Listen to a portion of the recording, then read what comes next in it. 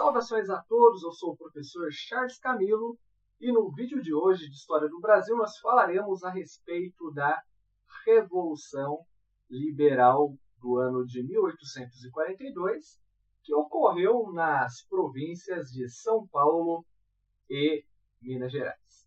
Eu desejo a você boa aula e bons estudos. No ano de 1842 ocorreu eleições para a Câmara Imperial. Certamente, é importante nós compreendermos que naquela época nós tínhamos dois partidos ligados aos interesses das elites, Partido Conservador e Partido Liberal. Ou seja, não existia a questão, digamos assim, de compromisso com o cidadão.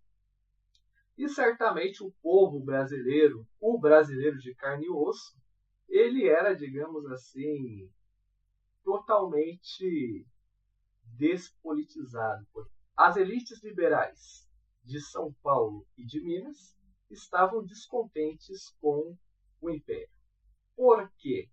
Bem, no ano de 1842 ocorreu as eleições para a Câmara Imperial. Naquele tempo, as eleições elas eram fraudadas, não existia justiça eleitoral e a eleição funcionava da seguinte forma: pela intimidação e pela troca de favores. Quando a troca de favores falhava, eles usavam a intimidação. Tanto o Partido Liberal quanto o Partido Conservador, os dois utilizavam-se de meios fraudulentos para, então, cumprir os seus propósitos. Nas eleições de 1842, o Partido Liberal, como ele conseguiu fraudar mais, ele vence as eleições.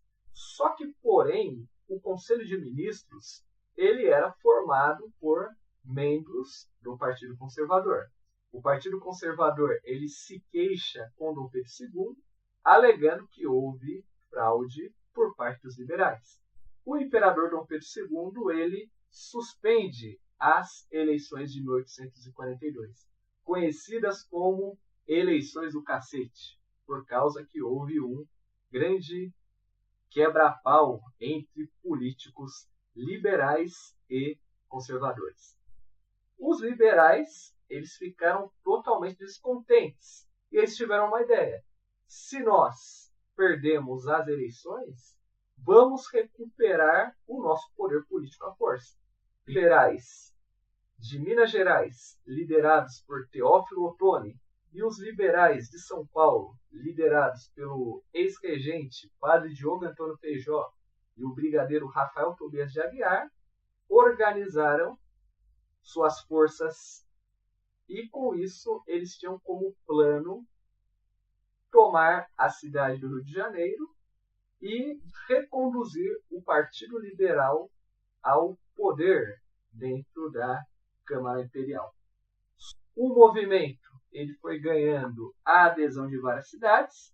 Então, por exemplo, aqui em São Paulo, as cidades de Taubaté, Pindamonhangaba, Lorena e Silveira resolveram apoiar os liberais revoltosos. Lá em Minas, as cidades de Santa Luzia, Santa Bárbara, Caetê e Sabará resolveram apoiar os liberais mineiros. Ou seja, a brincadeira já estava virando coisa séria. Para conter os liberais, o Império ele teve que utilizar o seu trunfo máximo, Luiz Alves de Lima e Silva. Conforme nós já vimos, nas revoltas regenciais, ele foi um importante pacificador de províncias, digamos assim. Ele era o homem certo para a situação certa. Ele reprimiu duramente as rebeliões, tanto em São Paulo quanto em Minas. Os liberais eles foram presos e aqueles que conseguiram escapar acabaram entrando nas fileiras do Exército Farroupilha, que ainda a Revolução Farroupilha seguia seu curso. Dias ele conseguiu pacificar a província de São Paulo e a província de Minas, e já no ano seguinte, no ano de 1844, o imperador Dom Pedro II ele novamente convoca as eleições. Os liberais, eles haviam sido anistiados, e termina a nossa aula de hoje.